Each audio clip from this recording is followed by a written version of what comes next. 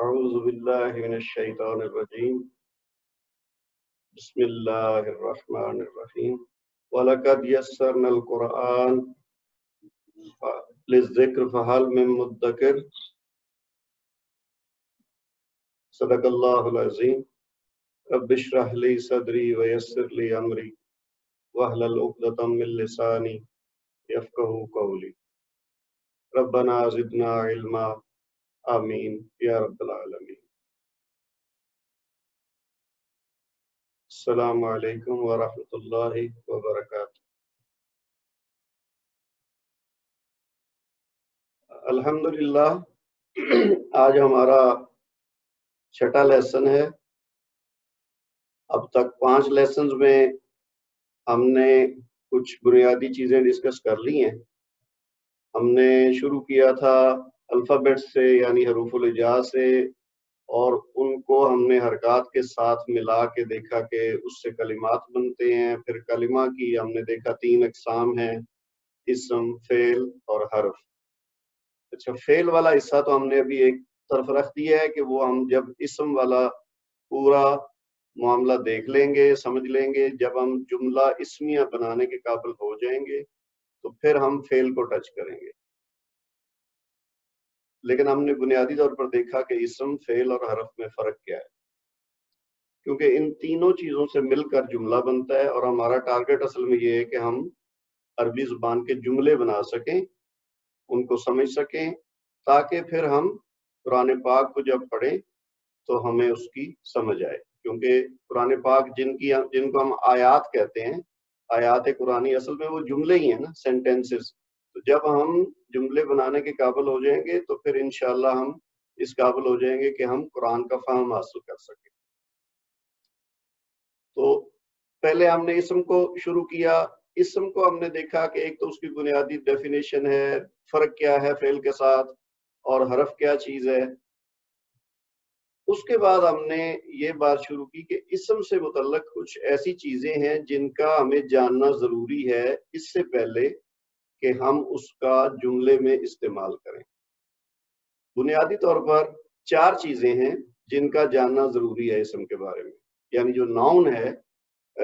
ہم کیا کریں گے کہ پہلے ہم صرف اس بات پہ فوکس کریں گے کہ ہم جملہ اسمیہ بنا سکیں، ایسا جملہ جس میں فعل استعمال نہ ہو بلکہ صرف اسم استعمال ہو۔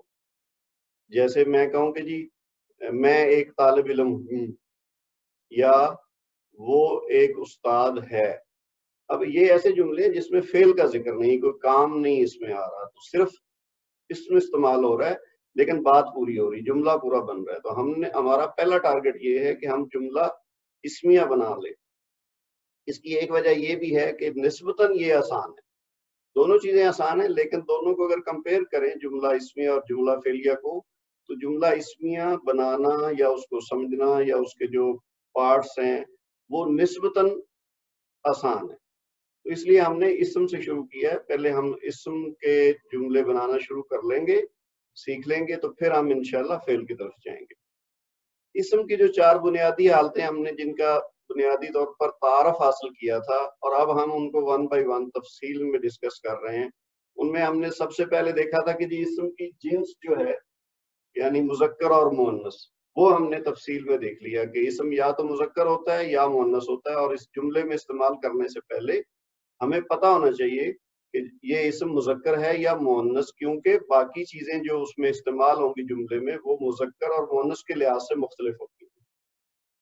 دوسری چیز ہم نے جو اب تک ڈسکس کی ہے وہ ہے اسم کی وسعت، یعنی ہم یہ دیکھیں گے کہ اسم مذکر ہے، معرفہ ہے یا نکرہ ہے، یعنی وہ اسم عام ہے یا خاص ہے۔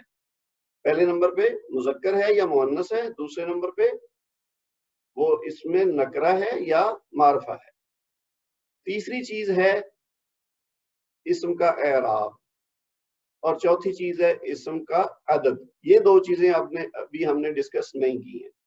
اچھا، ان کی کوئی خاص ترتیب نہیں ہے کہ جی ہم پہلے مذکر مؤنث کا پتہ ہونا چاہیے اور اعراب کا بعد میں پتہ ہونا چاہیے، یا عدد کا پہلے پتہ ہونا چاہیے اور جو وسعت ہے وہ بعد میں پتہ ہونی چاہیے۔ آپ کسی بھی ترتیب سے اس کو پڑھ سکتے ہیں، کسی بھی ترتیب سے سیکھ سکتے ہیں، آپس میں یہ انٹر کنیکٹڈ تو ہیں، تعلق تو ہے ایک دوسرے سے، لیکن یہ کوئی خاص ترتیب نہیں ہے کہ جی جیسے ہم نے اب پہلے جنس کی بات کی، اس کے بعد وسط کی بات کی، آج ہم انشاءاللہ اعراب کی بات کریں گے، لیکن آج ہم عدد کی بات بھی کر سکتے ہیں، اعراب بعد میں بھی ڈسکس کر سکتے تھے، تو یہ کوئی خاص ترتیب نہیں ہے۔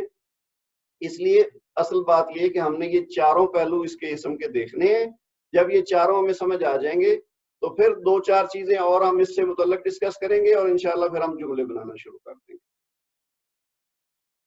اچھا، اسم کا اعراب جو ہے نا، یہ تھوڑی سی ایسی چیز ہے جو ہمارے لیے نئی ہو سکتی ہے، بہت سارے دوستوں کے لیے، کیونکہ کچھ چیزیں جیسے مذکر مؤنث ہے، میرا خیال ہے ہم سب اس سے واقف ہیں، چاہے آپ انگلش یا اردو یا ان دونوں میں سے کوئی ایک بھی زبان جانتے ہیں، تو مذکر مؤنث یعنی جنس جو ہے کسی اسم کی، یہ چیزیں ہم واقف ہیں۔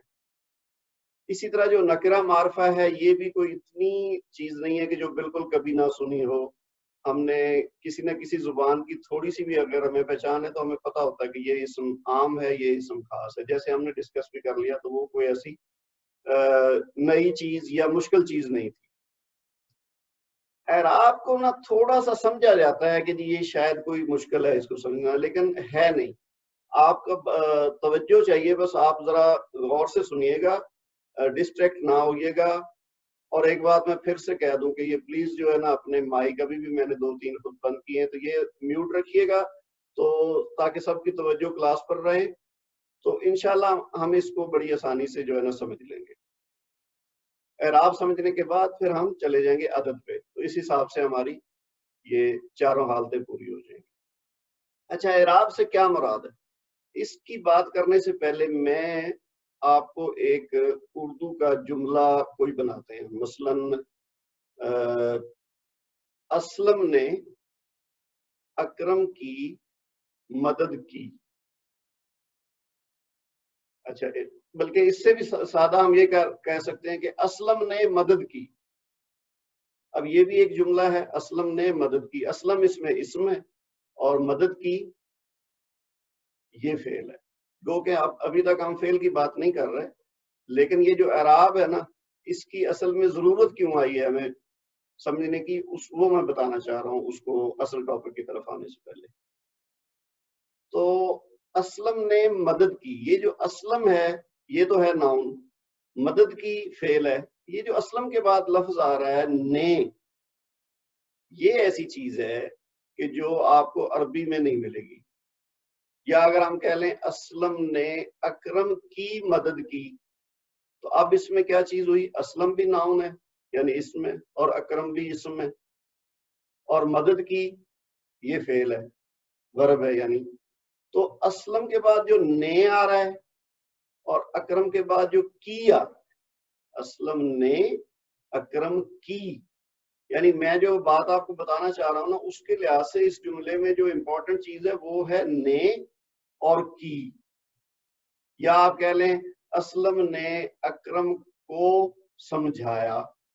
اب جو اکرم کے بعد کو آیا ہے، اس وقت میں آپ کی توجہ چاہ رہا ہوں ان الفاظ پہ، یعنی اسلم نے اکرم کو سمجھایا۔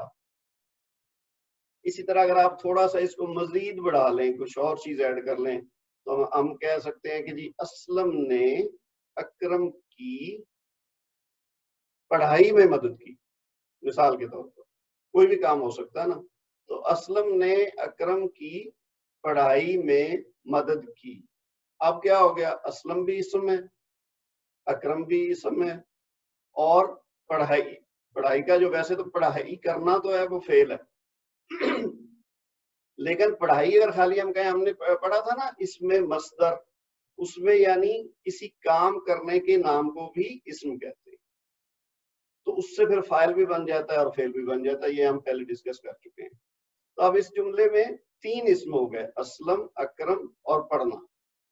لیکن جو قابل غور بات ہے وہ یہ ہے کہ اسلم کے بعد آ رہا ہے نے، اکرم کے بعد آ رہا ہے کی، اور پڑھائی کے بعد آ رہا ہے میں۔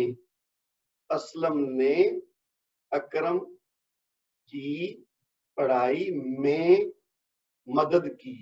اب مدد کرنا جو ہے یہ فعل ہے، اس کو ہم فی الحال چھوڑ دیں کیونکہ ابھی ہم نے فعل کی بات نہیں کی۔ تو جو اسلم کے بعد نے ہے یا اکرم کے بعد کی ہے یا پڑھائی کے بعد میں ہے، یہ ہے اصل چیز جن کو عربی میں استعمال کرنے کے لیے ہمیں اعراب کا سمجھنا ضروری ہے۔ یہ تو ہے بنیادی بات۔ اب آپ دیکھیں کہ جیسے میں نے یہ جملہ اردو کا آپ کے سامنے ایک بنایا، تو اس میں جو نے کو یا کی یا کے اس طرح کے جو الفاظ استعمال ہوں گے، یا میں، پر، اندر، یہ جو چیزیں ہیں یہ ساری اعراب کی مدد سے ہم استعمال کریں گے۔ اچھا، نے یا کو کا کوئی ایسا عربی ورڈ نہیں ہے، کوئی الفاظ ایسے نہیں ہیں جو ان کی جگہ، جیسے ہم کرتے ہیں نا کہ ہم کہیں گے جی اسلم نے اکرم کی مدد کی، تو ہم کہیں گے اسلم کو تو اسلم ہی کہیں گے ہم عربی میں بھی، اکرم کو بھی اکرم کہیں گے۔ اب مدد کے لیے ہم دیکھیں گے کہ عربی میں کیا لفظ ہے، یا اگر ہم انگلش میں بنائیں گے تو ہم دیکھیں گے کہ اس میں جو چیزیں استعمال ہوئی ہیں وہ اب ان کی پہلے انگلش ہم دیکھیں گے کیا ہے، اور پھر ہم جملہ بنائیں۔ انگلش میں کیا ہوتا ہے، اگر ہم اسی کی بات کریں کہ اسلم نے مدد کی تو ہم کہیں گے اسلم ہیلپ، اسلم نے مدد کی۔ اگر ہم کہیں اسلم نے اکرم کی مدد کی تو ہم کہیں گے اسلم ہیلپ اکرم۔ اچھا، اب اس میں بھی نے اور کو کا کوئی لفظ نہیں آیا انگلش میں جو ہم نے اردو میں استعمال کیے تھے۔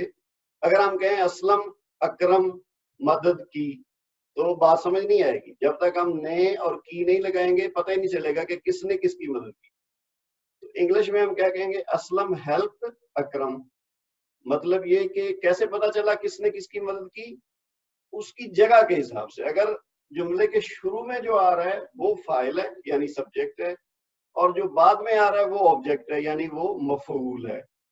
کام کرنے والے کا نام پہلے آتا ہے اور جس پہ کام کیا جائے مفعول وہ بعد میں آتا ہے۔ تو اس سے ہمیں پتا چل جاتا ہے انگلش جملے میں کہ اس میں فاعل کون ہے اور مفعول کون ہے۔ اردو میں کیسے پتا چلتا ہے، جس کے بعد نے آتا ہے وہ فاعل ہوتا ہے، اور جس کے بعد کو، کی یا کے وغیرہ آتا ہے وہ مفعول ہوتا ہے یعنی اس پہ کام ہو رہا ہے۔ اب یہی جملہ جو میں نے بولا تھا اسلم نے اکرم کی مدد کی، تو اگر میں یوں کہہ دوں اسلم کی اکرم نے مدد کی، تو اب کیا وہی مطلب ہوگا؟ نہیں، اس کا مطلب بدل گیا، کیونکہ میں نے کو یا کی پہلے لگا دیا اسلم کے ساتھ اور کی اکرم کے ساتھ لگا دیا، تو اب جو فاعل تھا وہ مفعول بن گیا اور جو مفعول تھا وہ فاعل بن گیا۔ عام طور پر ہم اردو میں فاعل کو پہلے ہی استعمال کرتے ہیں اور مفعول بعد میں آتا ہے، لیکن اگر اس ترتیب بدلے بغیر صرف میں کو اور نے کی جگہ بدل دوں تو اس سے فاعل مفعول بن گیا، مفعول فاعل بن گیا۔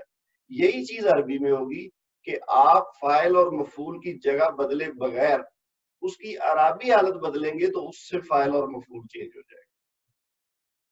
اسی طرح جو میں نے کہا نا پڑھائی میں مدد کی، یا میں کہوں میں نے کتاب میز پر رکھی، تو اب میز پر جو ہے یہ چیزیں وہ ہیں جو حروف میں استعمال ہوں گی، اور یہ ایک تیسری حالت بنتی ہے اعراب کی۔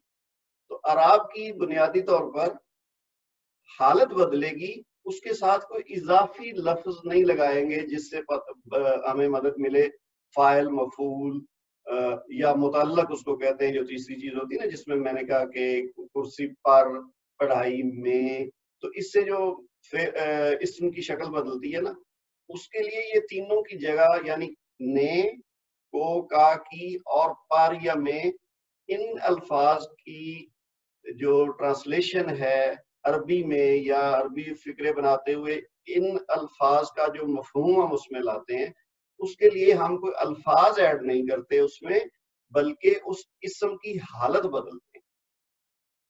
اچھا، وہ حالت کیا ہے؟ یعنی اس کو ہم یہاں کہہ رہے ہیں اعراب۔ اعراب بنیادی طور پر تین قسم کا ہوتا ہے، ایک کو کہتے ہیں رفع، دوسرے کو کہتے ہیں نصب، اور تیسرے کو کہتے ہیں جر۔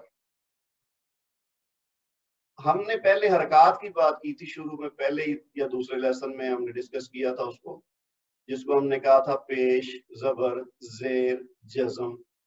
پھر ہم نے دیکھا کہ اس کو عربی میں کہتے ہیں، ہم پیش کو کہتے ہیں ضمہ، زبر کو کہتے ہیں فتح، زیر کو کہتے ہیں کسرہ۔ پھر ہم نے ایک چیز بات کی تھی تنوین کی، کہ جب دو پیش ہو جائیں تو ہم اس کو کہہ دیتے ہیں ضمتین، دو زبر ہو جائیں تو فتحتین، اور دو زیر ہو جائیں تو کسرتین. یہ ساری حرکات ہیں. لیکن جب ہم کسی اسم کے آخری حرف کی حرکت کو دیکھیں گے تو وہ عام طور پر حرکت نہیں کہلاتی. اپنی جگہ پہ تو وہ کہیں گے کہ یہ فرض کیا ہے نا، جیسے کوئی بھی اس میں ہم نے بہت سارے الفاظ لکھے ہوئے ہیں، جیسے معرفہ ہے. اب معرفتن، تا کے اوپر دو پیش ہوں گی، تو یہ جو تا کے اوپر دو پیش ہیں، یہ ویسے تو ہم کہیں گے یہ اس کی حرکت ہے، لیکن جب ہم اعراب کی بات کریں گے تو آخری باقی پہلے والے جتنے حروف ہیں اسم میں وہ تو حرکات ہی ہوں گی اس کی، لیکن آخری حرف کی جو حرکت ہے نا وہ اس کا اعراب ظاہر کرے گی. اچھا، ضروری نہیں ہے، یہ عام طور پر ہے. کچھ کیسز میں ہمیں اس کی حرکت تبدیل نہیں ہوگی، لیکن ہم کہیں گے کہ اس کا اعراب بدل گیا ہے اس کی پوزیشن کے حساب سے.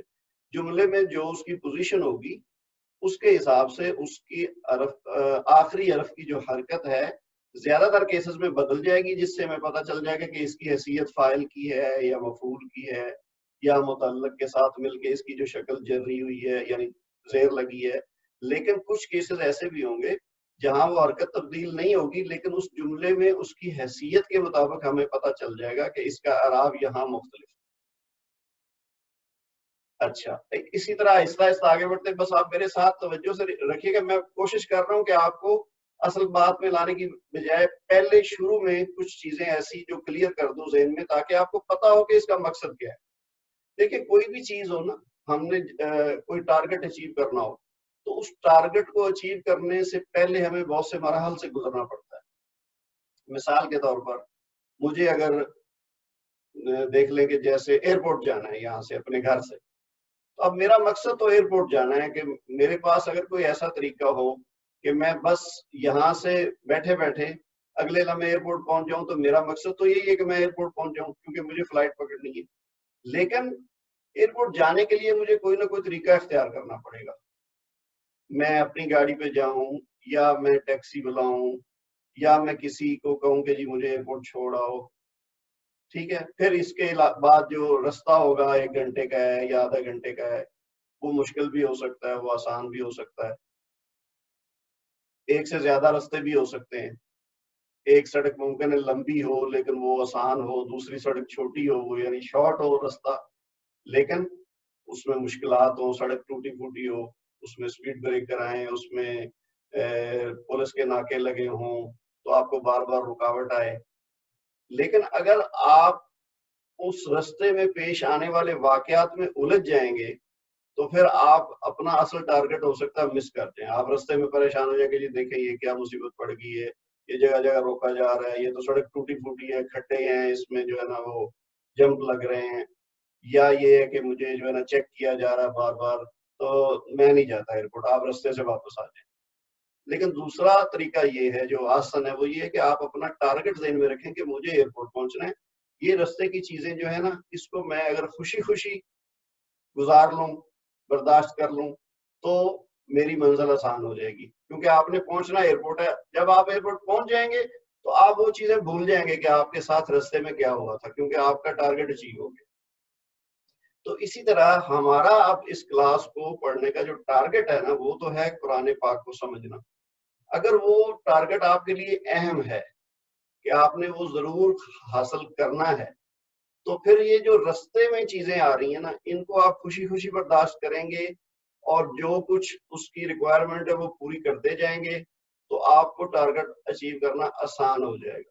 لیکن اگر آپ ان رستے میں الجھ گئے جی نہیں یہ وہ پچھلا تو آسان تھا، یہ آج والا ٹاپک تو بڑا مشکل ہے، یہ کس چکر میں ہم پڑ گئے ہیں، اس کو کیا ضرورت ہے ہمیں کرنے کی.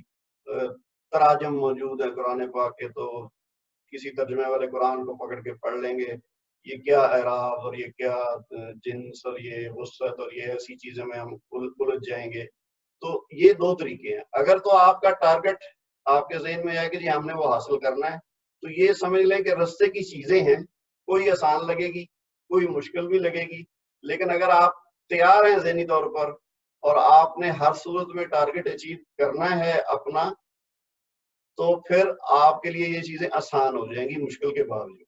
پھر آپ خوشی خوشی برداشت کریں گے. کوئی چیز مشکل آئے گی تو آپ اس کے لیے ایکسٹرا ایفرٹ کر لیں گے کہ کوئی بات نہیں ہے، کیونکہ میں نے جو چیز حاصل کرنی ہے وہاں پہنچنے کے لیے یہ اگر ضروری ہے تو مجھے اس سے گزرنا ہے. اور اگر آپ خوشی خوشی گزر جائیں گے تو آپ کے لیے آسان ہوگا اپنی منزل پہ پہنچنا. اگر آپ اس کو مشکل سمجھنے لگ جائیں گے، اس میں الجھ جائیں گے، تو پھر آپ ممکن ہے دل ہار جائیں یا بیچ میں جا کے کہیں چھوڑ دیں کہ نہیں یار اس سے بہتر ہے کہ میں جو ہے کوئی اور طریقہ اختیار کر لوں آسان.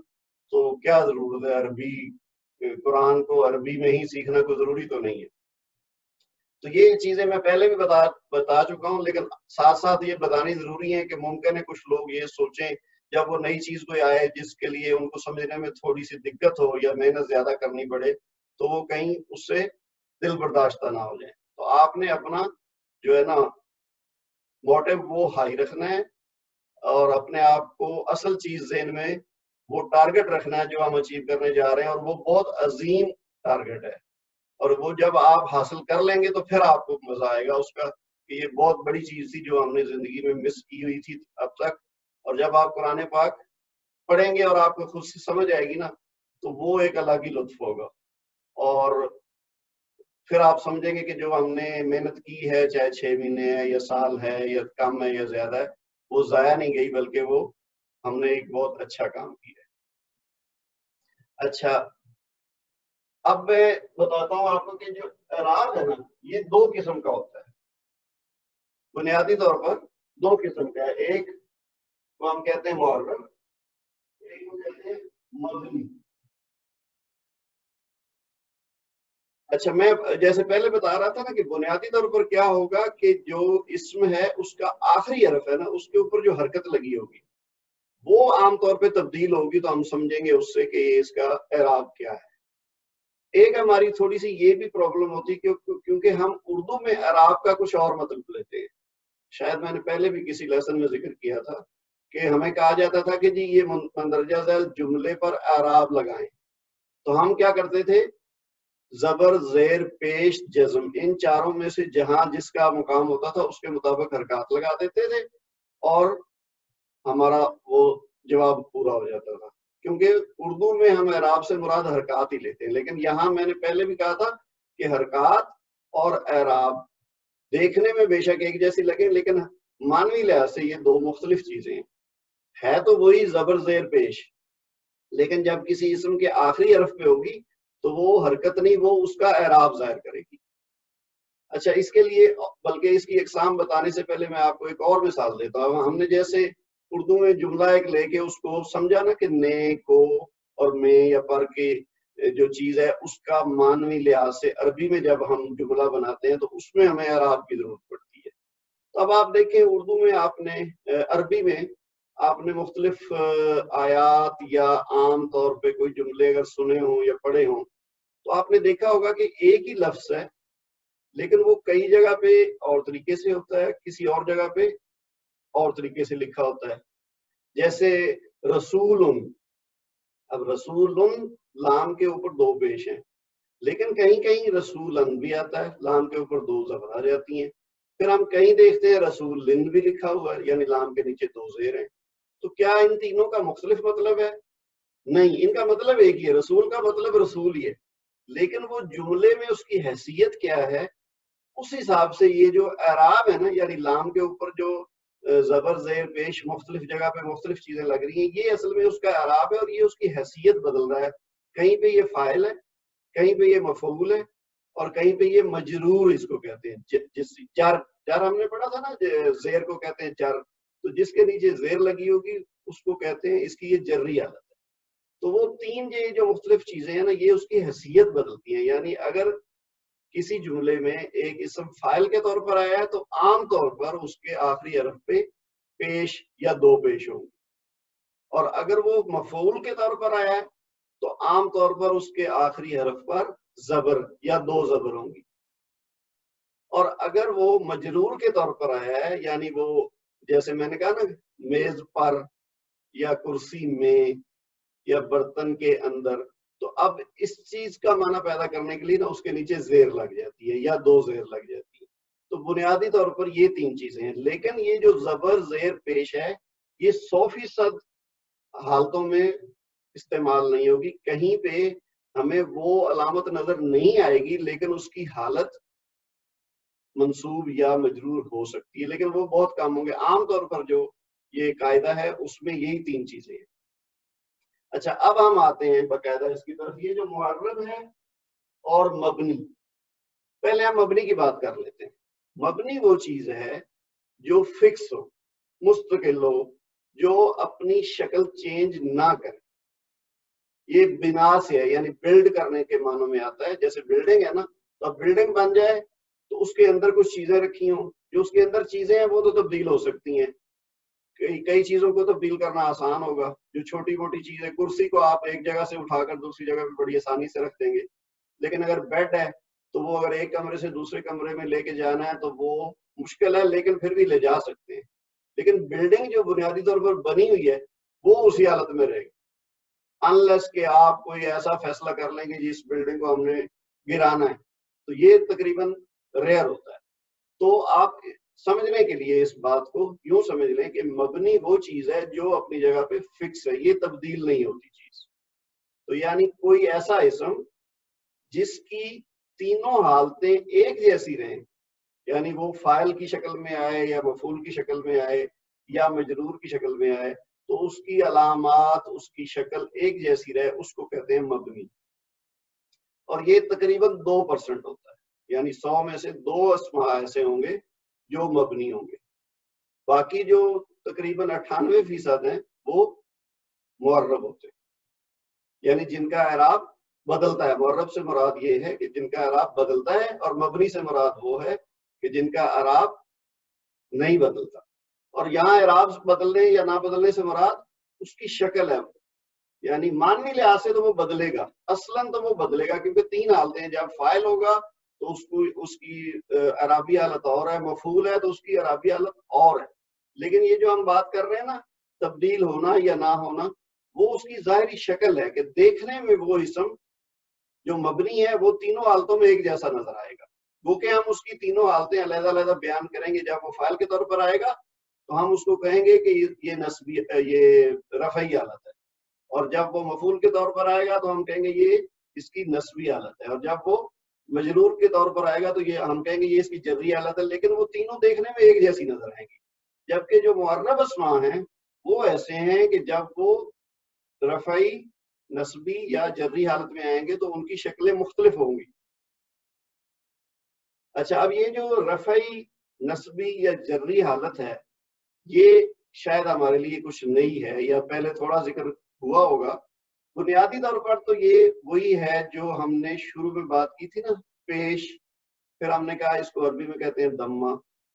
लेकिन जब ये एराब की सूरत में दम्मा लगेगा ना या पेश लगेगी तो उसको हम रफा कहते हैं। रफा, रा फा आइन। तो जिस पे रफा लगा होगा उस इस्म को हम कह देंगे मरफू, या हम कह देंगे इसकी हालत रफाई है। तो आमतौर पर फाइल के तौर पर जब कोई इस्म इस्तेमाल होगा तो हम उसकी रफ़ई हालत इस्तेमाल करेंगे, यानी उसके आखिरी हरफ पर 1 या 2 पेश होंगी। लेकिन ये साथ साथ ज़हन में रहे, जैसे मैं पहले भी कई बार कह चुका हूँ, ये जो कवायद होते हैं ये अक्सरियत केसेस में इस्तेमाल होते हैं, लेकिन चंद एक उसमें एक्सेप्शंस होती हैं। यानी किसी जगह पे अगर किसी इस्म के आखिरी हरफ पे आपको पेश या 2 पेश नजर ना आए और आपको पता चले कि ये तो इसकी रफ़ई हालत है और ये फाइल के तौर पर इस्तेमाल हुआ है, तो ये नहीं आपने कहना कि जी ये तो कायदे के खिलाफ है।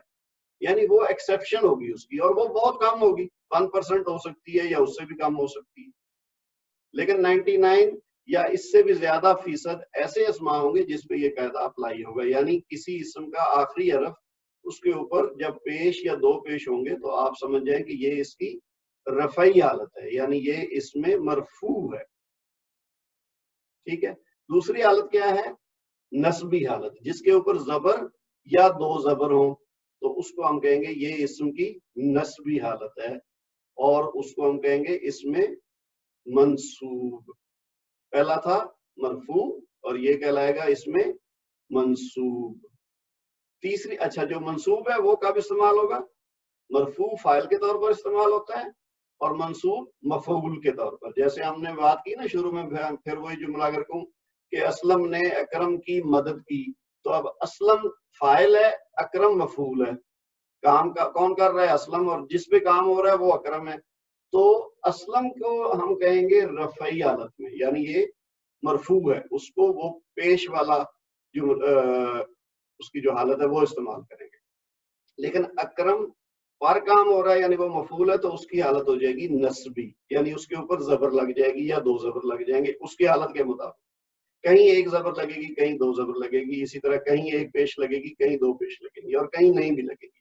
لیکن ہم نے ذہن میں کیا رکھنا ہے؟ ان کی حالت, رفعی حالت اور نسبی حالت, یعنی فاعل اور مفعول کے حساب سے جملے میں استعمال ہوں گے. پھر جو تیسری شکل ہے وہ ہے زیر.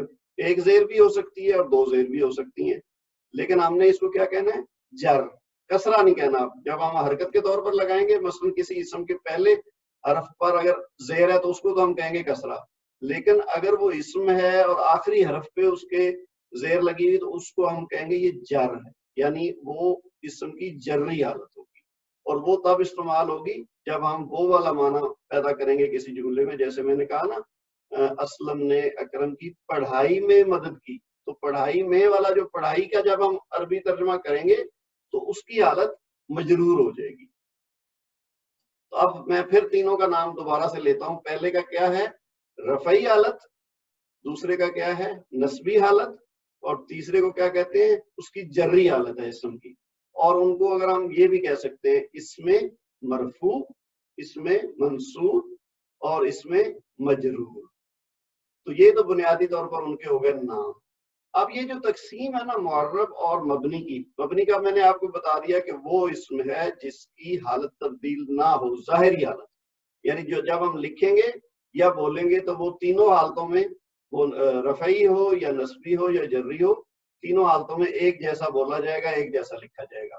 لیکن جو معرب اسماء ہیں وہ اپنی شکل تبدیل کریں گے, کہیں پہ زبر ہو جائے گی, کہیں پہ پیش ہو جائے گی, کہیں پہ زیر ہو جائے گی. تو اچھا, آ گیا معرب کی مزید 2 اقسام. یہ اچھا آسانی کے لیے ہے, جتنی اس میں کیٹیگریز بنائی جاتی ہیں نا, وہ اس سے وہ بظاہر تو لگتا ہے کہ یہ چیز پھیل رہی ہے, یہ زیادہ ہو رہا ہے, شاید مشکل بنتا جا رہا ہے.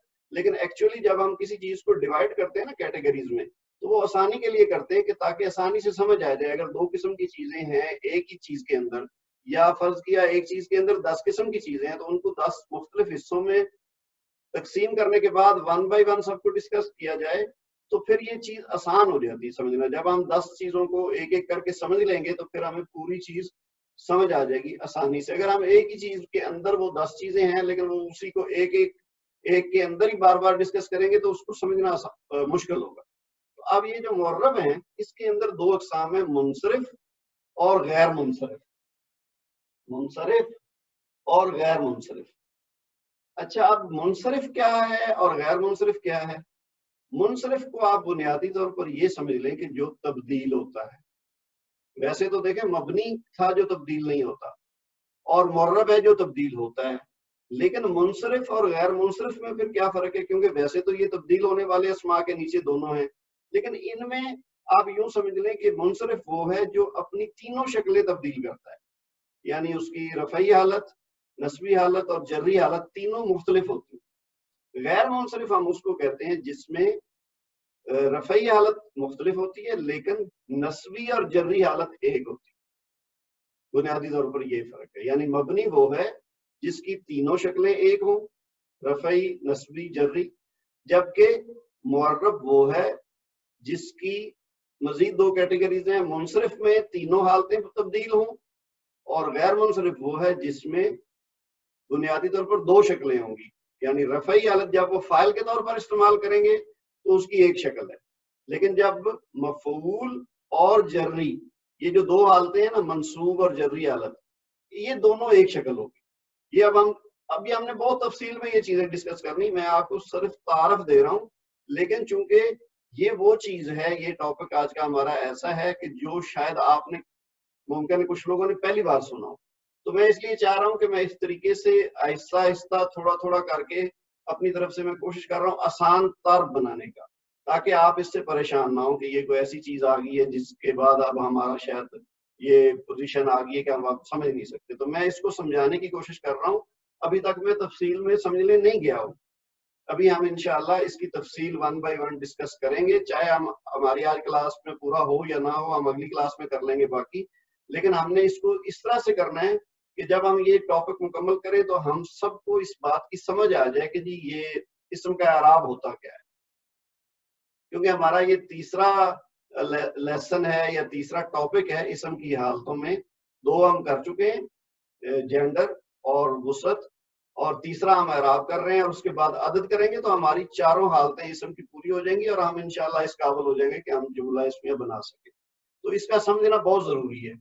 یہ چیزیں ہم اردو میں بھی جانتے ہیں اور ان کا استعمال بھی کرتے ہیں. انگلش ہم نے اگر سیکھی ہے تو اس میں بھی ہمیں پتہ ہے کہ یہ اعراب سے کیا مراد ہے. اور وہاں کچھ الفاظ اور ہوتے ہیں اور ان کے لکھنے کا طریقہ مختلف ہوتا ہے، بولنے کا طریقہ مختلف ہوتا ہے، لیکن ہر زبان میں ان چیزوں کا استعمال کسی نہ کسی طریقے سے ہوتا ہے.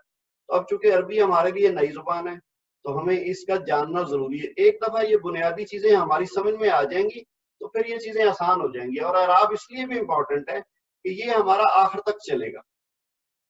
جب تک ہم عربی پوری سیکھیں گے اور پھر اس کے بعد استعمال کریں گے تو یہ تقریباً ہر جملے میں، ہر اسم میں، کیونکہ تقریباً ہر جملے میں کوئی نہ کوئی اسم استعمال ہوگا. گو کہ کئی کیسز میں ایسا بھی ہوگا خالی فعل کا صیغہ استعمال ہوگا اور اس میں جملہ مکمل ہو جائے گا، لیکن زیادہ تر کیسز میں اسم ظاہری شکل میں موجود ہوتا ہے. اور جب اسم موجود ہوگا تو ہمیں اس کے جن چیزوں سے واسطہ پڑے گا وہ اعراب بھی ہے کہ اس کا ہم دیکھیں گے کہ اس کی حالت کون سی ہے، رفعی ہے یا نصبی ہے یا جری ہے. تو یہ چیزیں ابھی سے ہمارے ذہن میں مکمل کلیئر ہونی چاہیے تاکہ آگے ہم بڑھیں. تو یہ نہ ہو کہ ہم کوئی اور چیز جب ڈسکس کر رہے ہیں، میں فرض کیا اگلے لیسن میں عدد کی بات کروں اور واحد اور مثنیٰ اور جمع کی بات کروں اور اس کے ساتھ میں ذکر کر دوں اعراب کا، تو یہ نہ ہو کہ آپ کو پتہ ہی نہ چلے کہ اعراب کیا چیز ہے، یہ کیا بات ہو رہی ہے. تو اس لیے جو چیز ہم کر رہے ہیں اس کو ہم نے مکمل کلیئر کرنا ہے آگے بڑھنے سے پہلے، تاکہ پھر ہمیں جو پیچھے والا پڑا ہوا ہے وہ دوبارہ سمجھنے کی ضرورت نہ پڑے، چاہے ہمارا ٹائم اس پہ زیادہ لگے. اچھا، اب ہم نے کافی ساری باتیں اس میں کر لیں. بنیادی طور پر اس کا خلاصہ کیا ہے کہ ہم جب کسی اسم کو جملے میں استعمال کریں گے تو اس کی 3 مختلف شکلیں ہو سکتی ہیں. ایک اعراب کے لحاظ سے، ویسے تو 4 حالتیں ہیں لیکن اعراب کے لحاظ سے اس کی 3 مختلف شکلیں ہو سکتی ہیں. ایک رفعی، دوسری نصبی اور تیسری جری. عام طور پر رفعی حالت کی پہچان ہے کہ اس کے آخری حرف پہ پیش یا 2 پیش لگی ہوں گی، اور نصبی حالت پہچاننے کا عام طور پر یہ طریقہ ہے کہ اس کے اوپر آخری حرف پر 1 زبر یا 2 زبر لگی ہوں گی. اور جو جری حالت ہے اس کی عام طور پر علامت یہ ہے کہ اس کے آخری حرف پر 1 یا 2 زیر لگی ہوں گی. یہ میں بار بار جب عام طور پر کہتا ہوں تو اس کا مقصد یہی ہوتا ہے کہ یہ قاعدہ زیادہ تر کیسز میں یہی ہے، لیکن کچھ ایکسیپشنز ہو سکتی ہیں.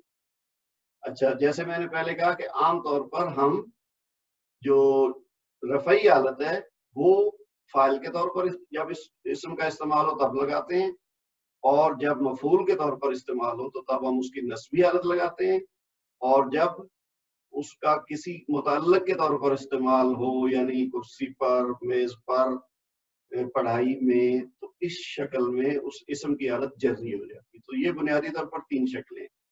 اس کے بعد ہم نے بات کی مبنی اور معرب. مبنی وہ ہوتے ہیں جو اپنی شکل تبدیل نہیں کرتے. معرب کیا ہوتے ہیں؟ جو اپنی شکل تبدیل کرتے ہیں. معرب میں پھر منصرف اور غیر منصرف. منصرف وہ اسماء ہیں جو اپنی تینوں شکلیں رفعی، نصبی، جری مختلف دیتے ہیں، یعنی ان کی دیکھنے میں، بولنے میں شکل تبدیل ہو جائے گی. جبکہ غیر منصرف وہ ہیں جو رفعی حالت تو مختلف ہوگی لیکن نصبی اور جری ایک جیسی ہوگی. یہ خلاصہ ہے اوورال جو میں نے ابھی تک ڈسکشن کی ہے. اب اگر ہم اس کو مزید تفصیل میں جائیں سمجھنے کے لیے تو میں آپ کے ساتھ اسکرین شیئر کرتا ہوں. ہمارے جو نوٹس ہیں آپ کے پاس بھی ہیں، آپ وہاں سے دیکھ لیں. اب ہم وہی بات جو میں نے جس کا خلاصہ زبانی طور پر کچھ مثالوں سے یا کچھ تھوڑی بہت باتیں کر کے آپ کو سمجھانے کی کوشش کی ہے نا، اس کی اب ہم جو ہے نا تفصیل سے تھوڑا دیکھتے ہیں. اور جب آپ اس کی ساتھ ساتھ مثالیں دیکھیں گے نا تو اور زیادہ واضح ہوتا جائے گا. اعراب عربی زبان کا اہم ترین وصف ہے۔ اعراب کا لفظی معنی ہے کسی چیز کو عربی بنانا۔ اعراب کے معنی زبر زیر پیش نہیں ہے، بلکہ زبر زیر پیش تو حرکات ہیں جن کے ذریعے آواز کو سمت دی جاتی ہے، جو کام انگریزی میں واول کرتے ہیں۔ چونکہ اردو میں حرکات کو اعراب کہہ دیتے ہیں، اس لیے عربی سیکھنے میں رکاوٹ بن جاتی ہے۔ لہٰذا یہ بات اہم ترین ہے کہ ہم جان لیں کہ اعراب سے مراد کچھ اور ہے اور حرکات سے مراد کچھ اور۔ اعراب کی حقیقت سمجھنے کے لیے مندرجہ ذیل جملوں پر غور کریں۔ یہ وہی بات ہے نا جو میں آلریڈی آپ سے اپنے الفاظ میں بیان کر چکا ہوں، اور امید ہے کہ یہ چیز آپ کے ذہن میں پہلے سے کلیئر ہو گئی ہے۔ اب یہ مثال جیسے میں نے رسول کی مثال دی تھی، اسی طرح آپ دیکھیں یہ ہم کلمہ طیب پڑھتے ہیں نا، شروع سے ہی ہمیں سکھایا جاتا ہے، اور کہیں کہیں لکھا ہوا بھی نظر آتا ہے مساجد میں عام طور پہ، لا الہ الا اللہ محمد الرسول اللہ۔ پھر ہم اذان سنتے ہیں تو اس میں یہ الفاظ آتے ہیں اشہد ان محمدن عبدہ ورسولہ۔ پھر ہم جب درود پاک پڑھتے ہیں نماز میں بھی اور ویسے بھی، تو اس میں آتے ہیں الفاظ اللہم صلی علی محمد وعلی آل محمد۔ اب آپ ان تینوں جملوں میں اگر دیکھیں گے تو پہلے جملے میں محمدن ہے، یہ جو سرخ رنگ میں لکھے ہوئے ہیں نا الفاظ، اور دوسرے جملے میں ہے محمدن، اور تیسرے جملے میں 2 بار آیا ہے محمدن۔ یہ وہی بات ہے جو بات میں نے پہلے آپ کو رسول ان کی مثال دے کے سمجھائی تھی کہ محمدن، محمدن، محمدن، تینوں کا مطلب ایک ہی ہے۔ اس سے مراد ہمارے رسول اللہ صلی اللہ علیہ وسلم کا اسم گرامی ہے، لیکن کسی جگہ پہ محمدن آتا ہے، کہیں محمدن آتا ہے اور کہیں محمدن آتا ہے، تو یہ اس کی اعرابی حالت تبدیل ہو رہی ہے۔ یعنی پہلے کیس میں جہاں 2 پیش ہیں تو وہ کیا ہے؟ رفعی حالت، یعنی رفع لگا ہوا ہے۔ ہم نے اب جو ہے نا پیش کو دمہ نہیں کہنا، ہم نے رفع کہنا ہے، تو اس کی وجہ سے اس کی ہم کہیں گے رفعی حالت ہے۔ اور جب 2 زبر آئی ہیں محمدن، تو یہ اب اس کی نسبی حالت، اب ہم نے اس کو فتح نہیں کہنا بلکہ نصب کہنا ہے زبر کو۔ تو جب 2 زبر آئی ہیں تو یہ اب اس کی محمد کی بن گئی نسبی حالت، اور جب 2 زیر آئی ہیں تو اب ہم نے اس کو کسرہ نہیں کہنا، جر کہنا ہے، تو یہ اس کی جری حالت ہے۔ تو یہ تینوں وہی بات جو میں نے پہلے آپ سے شروع میں بیان کی، یہ وہی ہے، اور یہ ساری جو نیچے تفصیل لکھی گئی ہے اس میں ساری وہی باتیں ہیں جو میں پہلے آپ کو سمجھا چکا ہوں۔ اب ہم اس کو تھوڑا سکپ کر دیتے ہیں کیونکہ وہی چیزیں میں بار بار پڑھوں گا تو اس کا فائدہ نہیں ہے، انلیس کہ آپ کو سمجھ نہ آئی ہو تو آپ اس کو بعد میں نوٹس میں کی مدد سے پڑھیں، اور اگر کوئی کنفیوژن رہ بھی گئی تو ہم اس کو بعد میں بھی ڈسکس کر سکتے ہیں۔ تو بنیادی طور پر ہم نے جو بات سیکھی ہے وہ یہ ہے کہ اس میں سٹیٹس چینج ہوتا ہے پیش، زبر یا زیر کی مدد سے، یعنی اس کی اعرابی حالت تبدیل ہوتی ہے جملے میں استعمال کرنے کے حساب سے۔ اچھا، اب یہ اس کی کچھ مثالیں ہیں، یہ دیکھیے آپ کی اسکرین پہ جو آ رہا ہے نا، اردو اسماء لکھے ہوئے ہیں، اور پھر دوسرے کالم میں کیا ہے، عربی میں ان اسماء کی مختلف صورتیں کچھ اس طرح کی بنتی ہیں۔ بات آپ کو میں یہ ساری سمجھا چکا ہوں، لیکن مثالوں سے اور واضح کرنے کے لیے میں اس کو تھوڑا دیکھتا ہوں آپ کے ساتھ ساتھ۔ جیسے ہے نا مسلم، ہم اردو میں عام طور پر مسلمان کہتے ہیں لیکن عربی لفظ اس کے لیے جو پراپر ہے وہ ہے مسلم۔ اچھا، اس کی ایک شکل تو یہ ہے کہ مسلمن، دوسری ہے مسلمن، تیسری ہے مسلمن، جیسے ہم نے ابھی محمدن، محمدن، محمدن کو دیکھا۔ اور ایک شکل اور ہے، جب اس کے ساتھ الف لام ہم لگا دیں گے تو یہ بن جائے گا المسلم، المسلمہ، المسلمی۔ اب ہم یہ 6 شکلیں آپ کے سامنے ہیں، ذرا غور کیجئے اس پہ کہ اس میں فرق کیا ہے۔ بنیادی طور پر تو مسلم ہے، لیکن یہ 6 مختلف شکلوں میں لکھا ہوا ہے۔ اگر آپ پہلے پہ غور کریں تو اس میں جو نیلے رنگ سے حصہ لکھا ہوا ہے نا وہ قابل توجہ ہے، کیونکہ میم سین لام وہ تو ان 6 میں ایک ہی شکل ہے، میم سین لام۔ جو نیلے رنگ میں ہے نا وہ قابل غور بات ہے۔ اب آپ نے دیکھا ہے پہلی حالت میں میم کے اوپر 2 پیش ہیں، دوسری حالت میں میم کے اوپر 2 زبر ہیں اور ساتھ ایک الف لگا ہوا ہے، پھر تیسری حالت میں میم کے نیچے 2 زیر ہیں، چوتھی حالت کیا ہے، اس کے بعد الف لام لگا جب تو وہ جو میم کے اوپر 2 پیش تھی نا وہ اب 1 پیش رہ گئی۔ اسی طرح جب الف لام لگا تو جو 2 زبر تھیں وہ 1 زبر رہ گئی ہے، اور جو تیسری حالت ہے اس میں جو 2 زیر تھیں وہ 1 زیر رہ گئی ہے۔ تو ہمیں پتہ کیا چلا کہ ایک تو رفعی حالت میں 2 پیش ہیں، نسبی حالت میں 2 زبر ہیں اور ساتھ الف لگا ہوا ہے. اچھا یہ الف والی بات بعد میں آئے گی کیونکہ یہ کسی حالت میں لگے گا کسی حالت میں نہیں لگے گا. کہیں پہ خالی 2 پیش جو ہیں وہ 2 زبر میں بدل جائیں گی یا پیش جو ہے ایک وہ 1 زبر میں بدل جائے گی, اور کہیں کہیں ایسا آئے گا کہ ساتھ جب زبر ہم کریں گے تو اس کے ساتھ الف بھی لگے گا. ہر کیس میں یہ نہیں ہوگا. تو تیسری حالت کیا ہے جو جری حالت ہے وہ یعنی 2 جو پیش تھی وہ 2 زیر ہو گئی. تو رفعی حالت مسلمن, نسبی حالت مسلمان اور جری حالت مسلمن.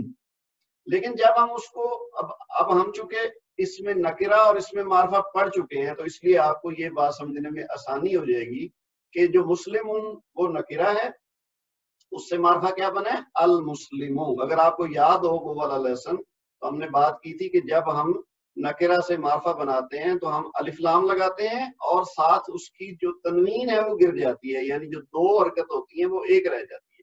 تو وہی ہوا ہے یہاں مسلمون کے ساتھ ہم نے الف لام لگایا اور میم کی جو 2 پیش تھی وہ ایک رہ گئی تو بن گیا المسلمو, پھر المسلمہ اور المسلمی. یعنی جب معرفہ شکل ہوگی تو اس کی رفعی نسبی اور جری حالت وہ ہوگی جو آخری 3 حالتیں آپ کو نظر آ رہی, اور جب نکرہ حالت ہوگی تو وہ پہلے والی 3 ہے. اسی طرح 2 مسلمان, یہ تو مسلم ایک ہے نا, واحد ہے. ہم نے واحد اور جمع یعنی عدد والا حصہ بھی ہم نے نہیں پڑھا. جب اعراب کو ہم ختم کریں گے تو پھر ہم عدد والی حالت جو ہے نا اسم کی وہ پڑھیں گے. لیکن سمجھنے کے لیے آپ چونکہ جانتے ہیں کہ واحد کیا ہے, جمع کیا ہے, یا مثنیٰ کی بھی ہم نے بات کی, جب 2 چیزیں ہوں تو عربی میں اس کو مثنیٰ کہتے ہیں. تو اب یہ جو مسلمان ہی ہے, اچھا یہاں ایک اور بات آ رہی, میں نے آپ کو پہلے بھی ذکر کیا تھا کہ جب ہم اردو جانتے ہوں نا تو عربی سیکھنے میں آسانی تو ہے لیکن کہیں کہیں مشکل بھی آ جاتی, کیونکہ ہم اردو میں کسی لفظ کا اور مطلب لیتے ہیں اور عربی میں اگر تو وہی مطلب ہے تو پھر تو ہمیں آسان لگتا ہے, لیکن جہاں اس لفظ کا اردو سے مختلف معنی آتا ہے عربی میں تو پھر ہم تھوڑا سا کنفیوز ہوتے ہیں. تو یہ آپ نے ساتھ ساتھ رکھنا ہے کہ جب کوئی ایسا لفظ آئے عربی میں جس کا مطلب وہ والا نہیں ہے جو اردو میں تھا تو پھر آپ نے اس کو ذہن میں بٹھا لینا ہے کہ یہ عربی میں اس سے مراد یہ ہے. تو اس کی ایک مثال یہ اب ہمارے سامنے آ رہی ہے, مسلمان. ہم اردو میں کیا کہتے ہیں مسلمان, کہ جی یہ شخص مسلمان ہے یا یہ مسلمان نہیں ہے. تو عربی میں اصل میں مسلمان سے مراد ہے 2 مسلم, یعنی ایک شخص ہوگا تو ہم کہیں گے مسلمن یا سمپلی کہیں گے مسلم. لیکن اگر 2 شخص ہیں اور دونوں مسلمان ہیں تو ہم کہیں گے مسلمانی, نون کے نیچے زیر ہے. لیکن اگر ہم اس کو گرا دیں تو ہم کہیں گے مسلمان. تو یہاں اس سے مراد 2 مسلمان ہیں. اردو میں ہم مسلمان کہیں گے تو اس سے مراد ایک شخص کیا جائے گا. تو یہ فرق ہے. اچھا مسلمانی, اب اس کی شکل جب بدلے گی نا نسبی حالت تو وہ تو آسان تھا نا, سیدھا سیدھا مسلمن سے مسلمان کر دیا اور پھر مسلمن کر دیا. لیکن کچھ شکلیں ایسی آئیں گی جہاں پہ ان کی نسبی اور جری حالت تبدیل کرنے کا طریقہ مختلف ہے. یہ ہم آہستہ آہستہ ڈسکس کریں گے. یہ جتنی چیزیں اس میں زیادہ ہوتی جائیں گی آپ ان کو مشکل نہ سمجھیے گا لیکن اس کی بس تفصیل سمجھیے گا, اور ہم اس کو بار بار ڈسکس کریں گے جب تک کہ ہمیں یہ سمجھ نہیں آ جائے گی. تو اس لیے بس ساتھ ساتھ سمجھتے جائیں, جو چیز آپ کو سمجھ نہ ہے وہ نوٹ کر لیں, وہ اپنے نوٹس سے یا اس ویڈیو کی مدد سے دوبارہ سمجھنے کی کوشش کریں. اور اگر کسی سٹیج پہ آپ کو لگے کہ جی یہ بات سمجھ نہیں آئے گی, دوبارہ ڈسکس کرنے کی ضرورت ہے, تو ہم 2 بار 3 بار جب تک آپ کو سمجھ نہیں آ جائے گی تب تک ہم آگے نہیں بڑھیں گے. تو مسلمان جب ہوگا نا 2 مسلمان, تو اس کی اب نسبی حالت یہ زبر زیر پیش تبدیل نہیں ہوگا بلکہ وہ ہو جائے گا الف نون جو تھا وہ یا نون بن گیا, تو وہ بن گیا مسلم مہینی. یہ بن گئی اس کی نسبی حالت. اور اگر ہم اس کے ساتھ الف لام لگا دیں یعنی معرفہ بنا دیں تو اب ہو گیا المسلمانی تو المسلمینی, صرف الف لام کا فرق پڑا ہے. اب اگر اس کی جمع لے لیں, یہ مسلم تھا ایک یعنی واحد, مسلمان جو تھا وہ تھا مثنیٰ یعنی 2 مسلمان, اور اگر 2 سے زیادہ ہو تو وہ جمع ہو گئے. ہم عام طور پہ اس کو مسلمانوں کہہ دیتے ہیں اردو میں. تو عربی میں جمع کو استعمال کرتے ہوئے جب ہم مسلم کی جمع دیکھیں گے تو وہ ہے مسلمون. آپ نے قرآن پڑھتے ہوئے ان الفاظ کو دیکھا ہوگا, مسلمون کو بھی دیکھا ہوگا, مسلمان کو بھی دیکھا ہوگا, اور مسلمون کا استعمال بہت زیادہ ہوا ہے قرآن پاک میں. تو مسلمون اس کی جمع ہے مسلم کی, یعنی 2 سے زیادہ اگر مسلمان لوگ ہوں تو ہم کہیں گے مسلمون. یہ مرد, یہ مذکر کی بات ہو رہی ہے. ابھی تک یہ جو مسلم، مسلمان اور مسلمون ہے، یہ تینوں مذکر حالتیں ہیں. تو مسلمون جمع ہوگی، اور اس کی اگر ہم نسبی حالت کریں گے تو یہ زبر زیر پیش والی بات نہیں ہے، بلکہ یہ ہوگا مسلمینا. یعنی جو واو نون تھا مسلمون میں وہ یا نون بن گیا. جس طرح دو والی بات میں تھا نا مسلمانی کا الف نون، وہ بدلا تھا یا نون میں. تو یہاں مسلمون میں واو نون جو تھا وہ یا نون میں بدلا ہے، تو وہ اس کی نسبی حالت بن گئی. اسی طرح اگر اس کو معرفہ میں دیکھیں گے تو الف لام لگ جائے گا، تو المسلمون اور المسلمین ہو جائے گا. اب ہم مؤنث کی بات کریں، اگر انہی مثالوں کو استعمال کریں تو مسلم کے لیے، مذکر کے لیے تو تھا مسلمون، تو ایک عورت اگر ہو یا ایک لڑکی ہو جو مسلمان ہو تو اس کو ہم مسلم نہیں کہیں گے، اس کے لیے لفظ ہے مسلمتن. یا سمپلی اگر ہم آخری حرکت کو گرا کے پڑھیں تو ہم کہیں گے مسلمہ. یہ لفظ آپ نے سن رکھا ہوگا، لیکن یہ پراپر اس کا نام ہے مسلمتن. اچھا، اب ادھر تھا مسلمون، یہاں ہے مسلمتن، یعنی ساتھ گول تا جس کو ہم نے کہا تھا تائے مربوطہ، تو وہ لگ گئی. اب اس کی اگر ہم، یہ تو ہے رفعی حالت. اچھا، یہ جتنی بھی لکھی ہوئی ہیں نا مثالیں، اس میں جو پہلی جگہ پہ لفظ لکھا ہوا ہے یہ اس کی رفعی حالت ہے. یعنی فاعل کے طور پر اگر ہم نے ان لفظوں کو یوز کرنا ہو عربی میں تو ہم کیا کہیں گے کہ یہ رفعی حالت ہے. تو جب ہم نے اس کو مفعول کے طور پر استعمال کرنا ہو یا مجرور کے طور پر استعمال کرنا ہو تو ہم نے اس کی شکل تبدیل کرنی ہے. مبنی میں تو تبدیل نہیں ہوگی لیکن معرب میں تبدیل ہوگی. تو اب یہ مسلمتن کیا ہے؟ رفعی حالت ہے. اس کی نسبی حالت کیا ہوگی؟ مسلمتن. سمپلی وہ جو دو پیش تھی وہ ہم نے دو زبر کر دی.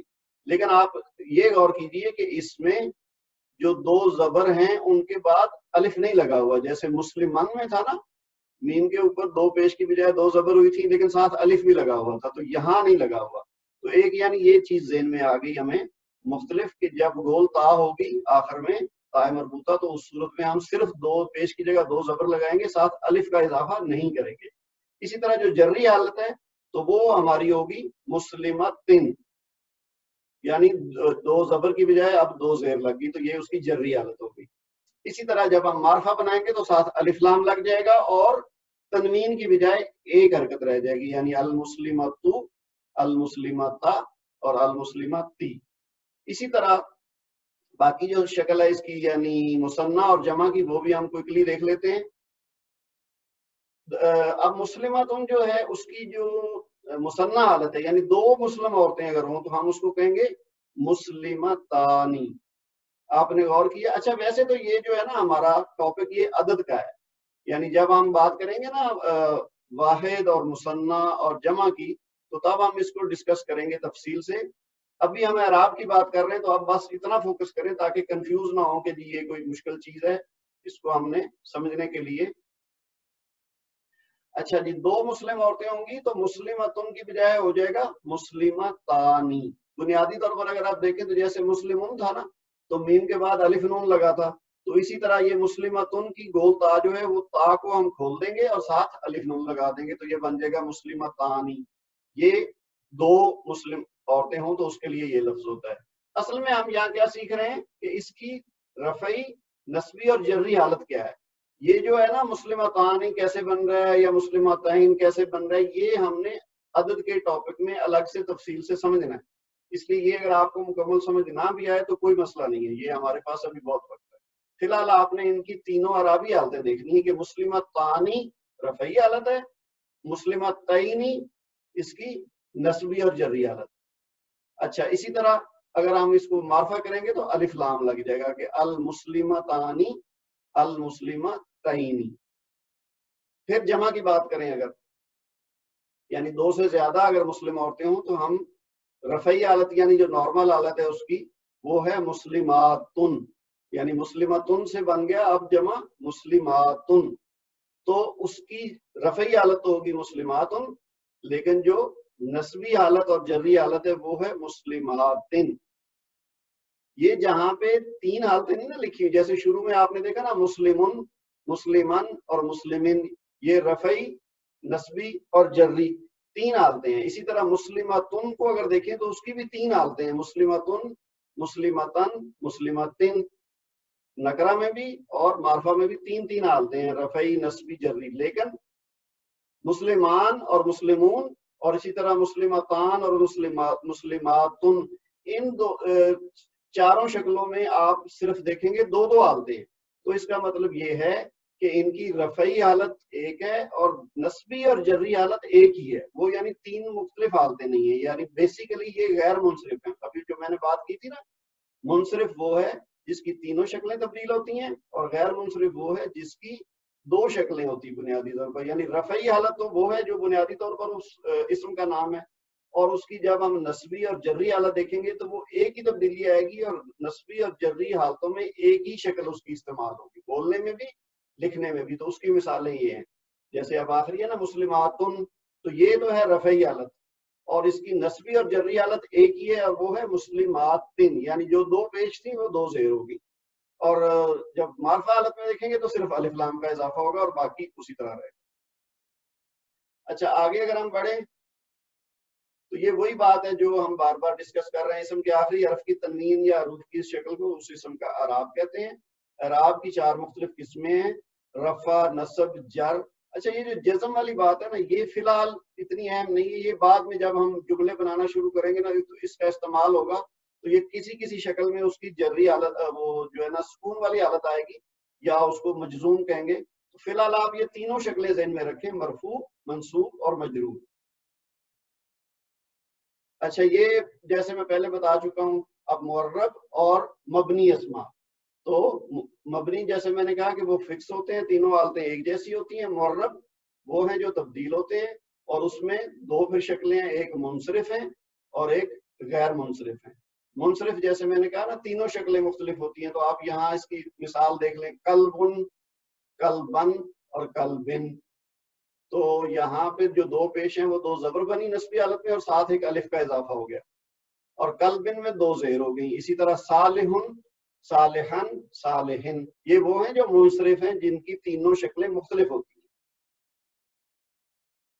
अच्छा, इसी तरह ये और उसकी मुख्तलिफ मिसालें हैं मुनसरिफ अक़साम की, जन्नतुन, जन्नतन, जन्नतिन।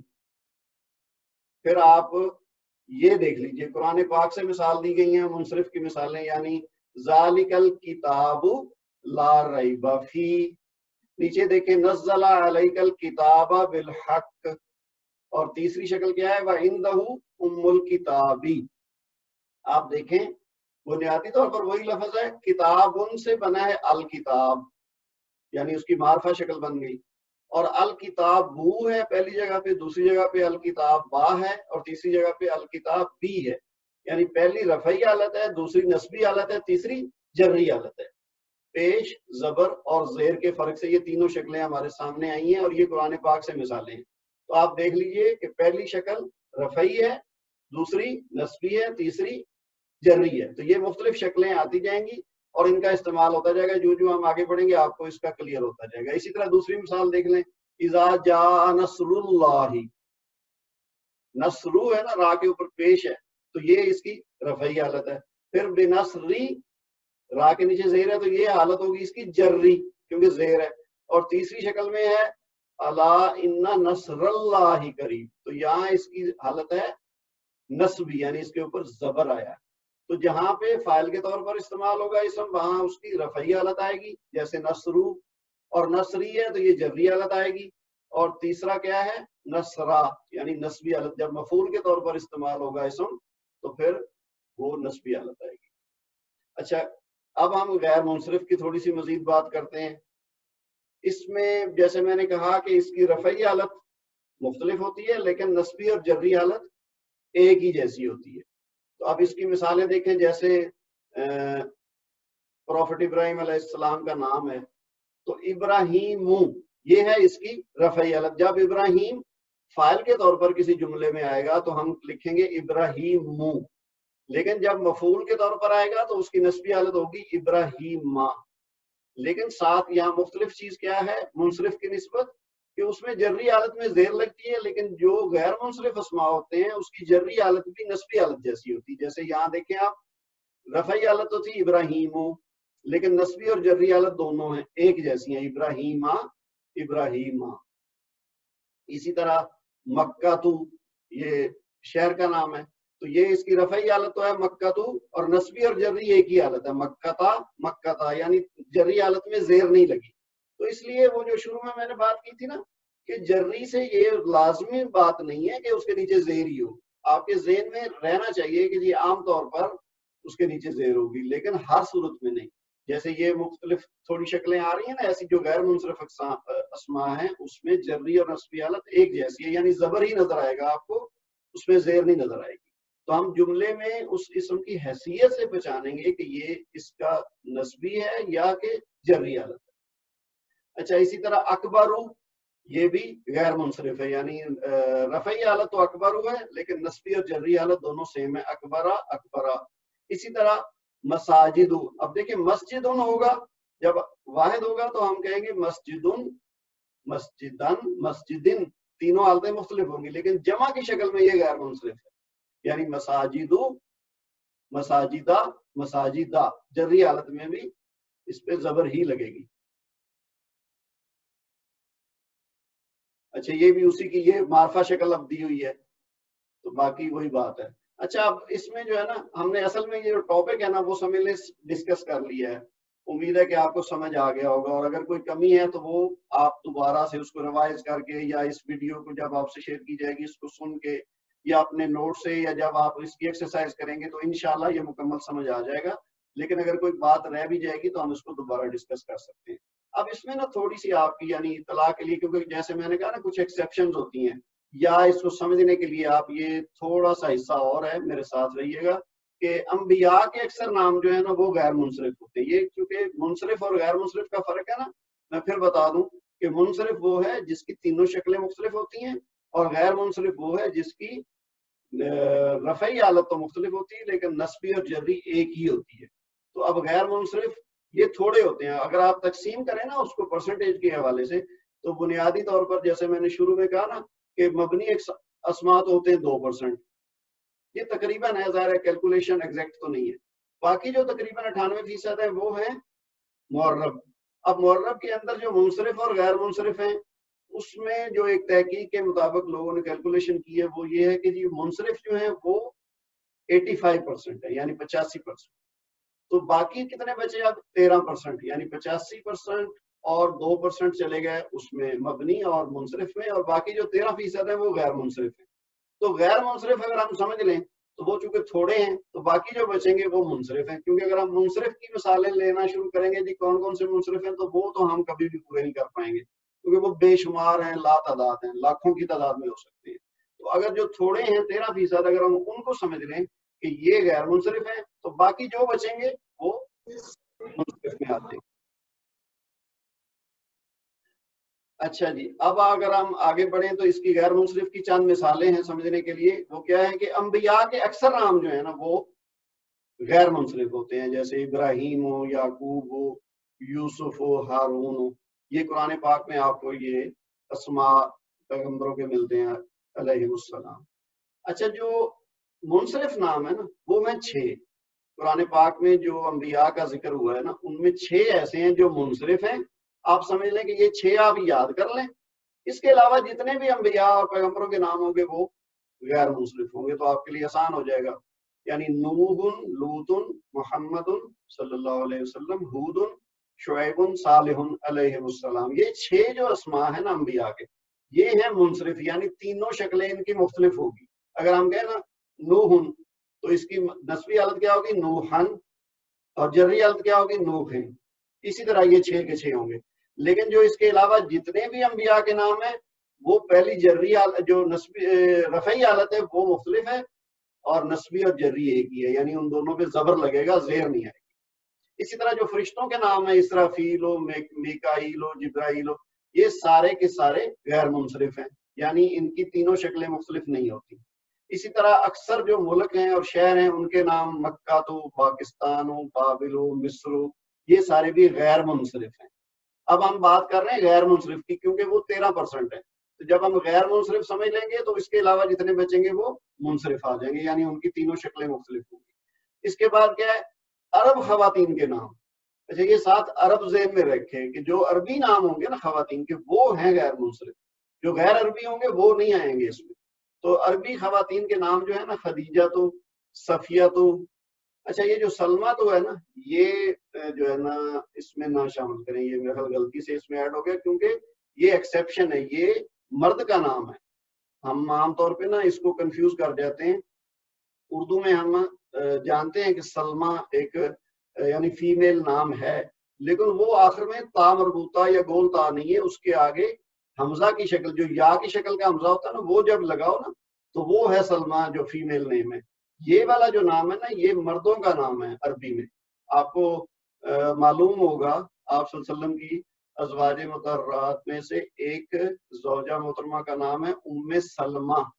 تو اصل میں سلمہ ان کے بیٹے کا نام تھا، تو اس لیے ان کا نام پڑ گیا ام سلمہ یعنی سلمہ کی ماں. تو سلمہ ان کا بیٹا تھا. تو یہ یہاں میں اس کو بعد میں کریکٹ کرواؤں گا، جنہوں نے یہ بنایا ہے نا ان کو میں اطلاع دوں گا کہ یہ لفظ جو ہے نا صحیح کر دیں. تو یہ آپ کی اطلاع کے لیے کہ یہ جو سلمہ ہے نا یہ والا تا والا تو یہ فیمیل نام نہیں ہے. اچھا اسی طرح عائشہ تو، حفصہ تو یہ سارے عربی نام ہیں فیمیل، تو یہ غیر منصرف ہوں گے. یعنی اگر خدیجہ تو ہے نا ایک مثال آپ سمجھ لیں تو اس کی نسبی حالت ہوگی خدیجہ تا اور جری حالت بھی ہوگی خدیجہ تا، یعنی زیر نہیں لگے گی.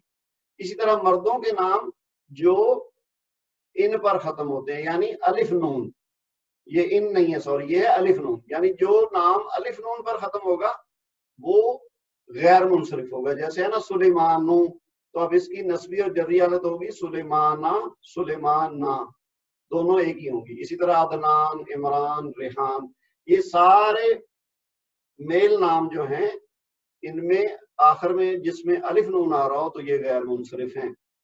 اسی طرح مردوں کے وہ نام جو گول تا پر ختم ہوتے ہیں وہ بھی سارے غیر منصرف ہیں. یعنی جیسے ہے نا اسامہ تو، طلحہ تو، معاویہ تو اب یہ اسامہ تا، اسامہ تا، طلحہ تا، طلحہ تا، معاویہ تا، معاویہ تا، یعنی نسبی اور جری حالت دونوں ایک ہوں گی. تو بنیادی طور پر منصرف اور غیر منصرف میں کیا فرق ہے؟ ہم نے بار بار بات کی لیکن ایک بار میں پھر دوہرا دیتا ہوں.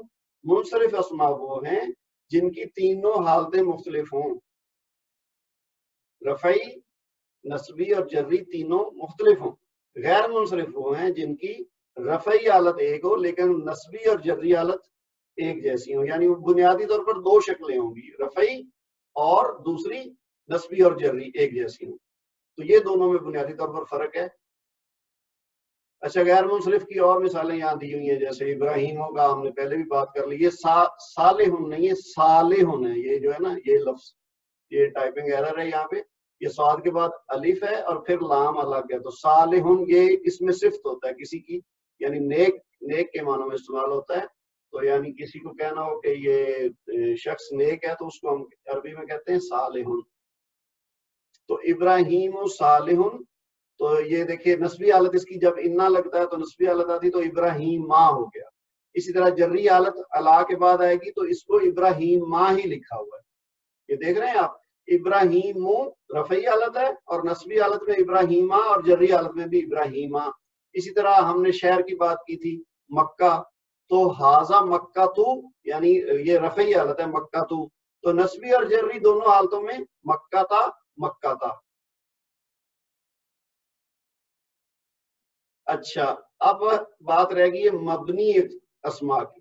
یہ ویسے بنیادی طور پر میں نے آپ کو بتا دیا کہ یہ وہ اسماء ہیں جو تینوں حالتوں میں ایک ہی شکل ہوتی ہے. ویسے تو یہ آسان چیز ہے نا، جس کی حالت نہ بدلنی پڑے، ہمیں سمجھنے کی ضرورت نہیں ہے کہ کیسے تبدیلی آئے گی. تو یہ آسان ہے، یہ تقریباً 2% ہے. تو یہ وہ اسماء ہیں جو بنیادی طور پر تینوں شکلوں میں ایک جیسے ہوتے ہیں. اب اس کی مثالیں دیکھ لیں، جیسے یہ قرآن پاک سے مثالیں دی گئی ہیں. ھذا من فضل ربی، تو اس میں جو ھذا ہے نا جس کا مطلب ہوتا ہے یہ، اس میں اشارہ. فَلْيَعْبُدُوا رَبَّ ھَذَا الْبَيْتِ رَأَيْتُ ھَذَا. اب تینوں آیات میں ھذا کی شکل آپ کو جو سرخ رنگ میں لکھی سیم نظر آ رہی ہے. حالانکہ ایک جگہ پہ یہ رفعی حالت ہے، دوسری جگہ پہ یہ جری حالت ہے اور تیسری جگہ پہ یہ نسبی حالت ہے، لیکن تینوں جگہ پہ ایک ہی ہے. نہ اس میں کوئی پیش زبر میں بدلی ہے، نہ زبر زیر میں بدلی ہے، نہ زیر پیش میں بدلی ہے. تینوں جگہ پہ ایک ہی شکل ہے. تو یہ مبنی ہے. تو اسماء اشارہ جتنے ہوتے ہیں یہ مبنی ہوتے ہیں. یہ دیکھیے हाजा हाजा हाजा, जालिका जालिका जालिका, ये जिस भी शक्ल में इस्तेमाल होंगे इनकी एक ही शक्ल रहेगी। इसी तरह ये जो इसमें मौसूल है होता है अल्लाह जी, तो या अल्लाह जीना या अल्लाह जाने, ये तीनों शक्लों में रफ़ई नस्बी जर्री तीनों शक्लों में एक ही जैसे नजर आएंगे। इसी तरह कुछ अस्मा भी हैं, जैसे मूसा है या ईसा है, ये अंबिया के नाम है अलैहिस्सलाम। तो मूसा तीनों शक्लों में, यानी फाइल के तौर पर हो या मफूल के तौर पर हो या मजरूर के तौर पर हो, तो ये हमेशा मूसा ही लिखा जाएगा। इसी तरह ईसा हर जगह पे ईसा ही लिखा जाएगा। अच्छा जी, ये हमारा लेसन हो गया पूरा अल्हम्दुलिल्लाह। इसमें नई चीजें जरूर आई हैं, और जो थोड़ा था ना वो मैंने ज्यादा बना के इसीलिए पेश किया कि मैं बार बार और तफसील से जिक्र करूं ताकि आपको मुश्किल ना हो। तो इसकी आज के लेक्चर की तवालत की वजह से ना इसको मुश्किल समझे। यही बात मैंने जो 1 घंटा या इससे भी ज्यादा देर में की है, ये आधे घंटे में हो सकती थी, लेकिन मेरे ज़हन में था कि कहीं ये ना हो कि मैं जल्दी में करूं और एक एक बार बात करता जाऊं, तो मुमकिन है आप लोगों में से कुछ कुछ समझ ना आए, क्योंकि ये नई चीज है हमारे लिए। तो मैंने ना सिर्फ 2 बार 3 बार बल्कि 4 4 5 5 बार भी बातें की हैं, ये सोच के कि आपको आपके ज़हन में वो अच्छी तरह बैठ जाए। उम्मीद यही है कि इंशाल्लाह सबको समझ आ गई होगी। सुब्हानकल्लाहुम्मा व बिहम्दिका अशहदु अल्ला इलाहा इल्ला अंत अस्तगफिरुका व अतूबु इलैक। वस्सलामु अलैकुम व रहमतुल्लाहि व बरकातुहू।